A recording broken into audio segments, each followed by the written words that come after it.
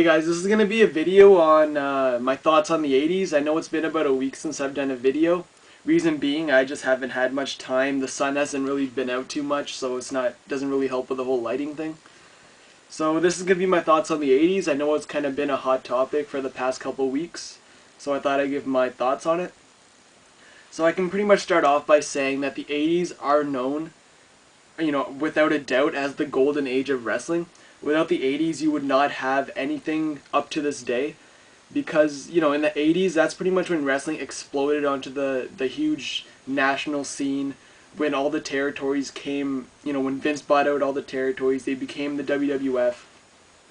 And it was pretty much genius on Vince McMahon's part, because he took the biggest stars from each promotion and he put them on one big stage, and that made everybody tune in, because they had no other choice. All that you had at the time was, the WWF, and then you had all the little companies. But no one's gonna watch, a little independent company when you got this big, this big main stage scene. And even today, when you compare WWE to ROH, you got, the shows, the attendance, the audience at the shows comparing from WWE and ROH, it's, in thousands and thousands. ROH probably fit about 500 to 600 when we went, and WWE, you got, 15,000, so, the numbers pretty much speak for themselves. So that's pretty much how it was in the 80s. Everyone tuned into the WWF because it was the main thing to watch. It was the cool thing to watch.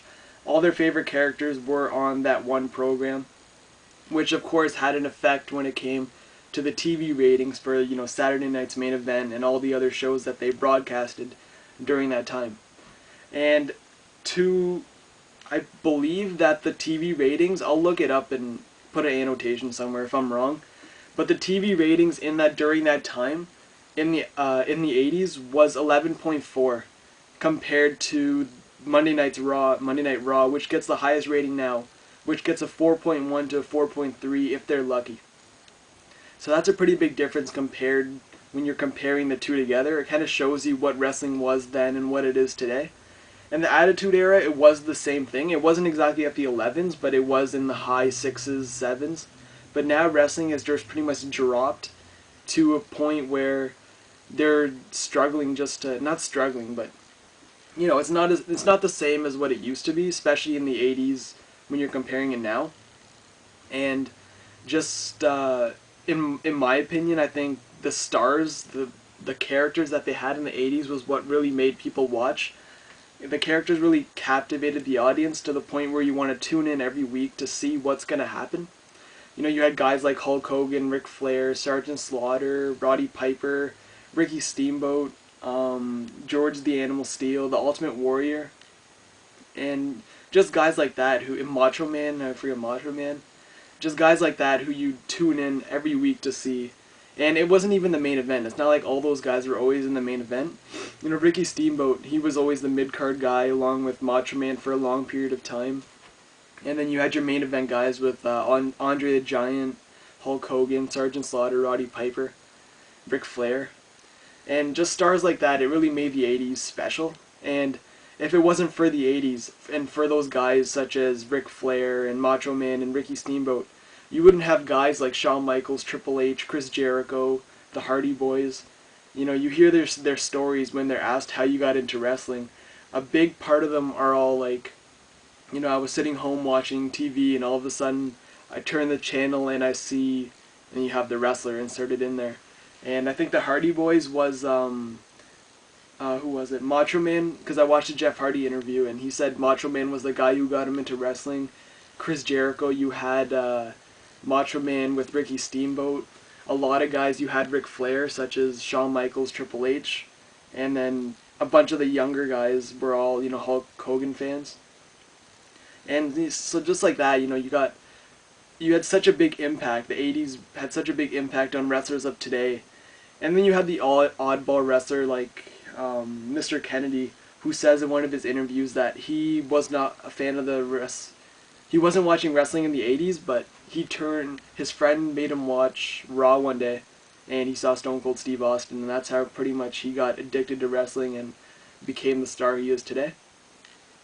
And speaking of Stone Cold Steve Austin, I think, in my opinion, that the that without the 80s, the Attitude Era would not have existed. It would not be called the Attitude Era if it wasn't for the 80s. And reason being is because in the 80s it was so, you know, generic wrestling. It was good guy versus the bad guy. And people bought into it. People bought into Hulk Hogan being the super face and Ric Flair and Andre the Giant being the super heels of the company. And so people obviously are going to cheer in that time because that was what WWE wanted people to do, is cheer the good guy and boo the bad guy. And as the years went by, things kind of became different, especially when you hit, 90, 96, 97 when Stone Cold came in as this, this badass guy who broke all the rules and didn't care for, the higher ups. And people, it was something different. It's something that no one has seen before. And for that reason, people got attracted to Austin and they cheered him. They wanted to see a guy break the rules. They wanted to see a guy do something that they've never seen before, and Stone Cold was that guy. So it wasn't all about the good guy and bad guy. It was about the bad guy acting as a good guy just to please the fans and give them something that they've never seen before.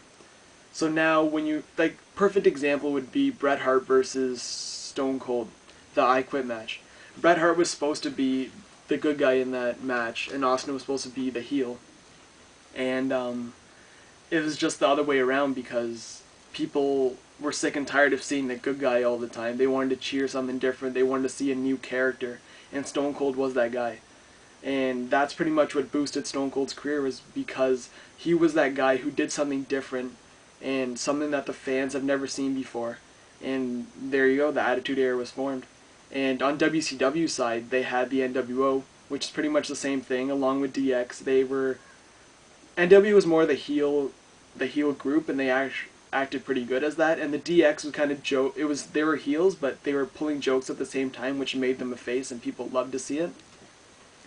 And yeah, that's pretty much it. So without the 80s, you wouldn't have anything you have now. You wouldn't have anything in the Attitude Era.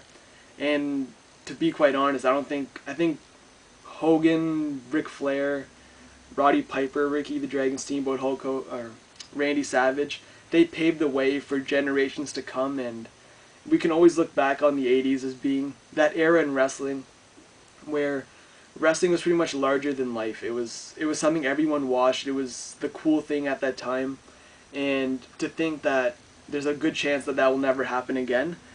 And for you guys who actually lived through to see it, guys like Gemini, WWE G86, Spiderweb for a small amount of time, I think.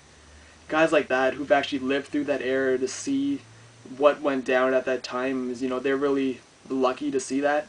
I lived through the Attitude Era. I know there's a lot of people on here who just started watching wrestling in 2001, 2002. And, you guys missed out on a really intense era of wrestling, and for that, I am quite, lucky that I got to see the Stone Cold era in full.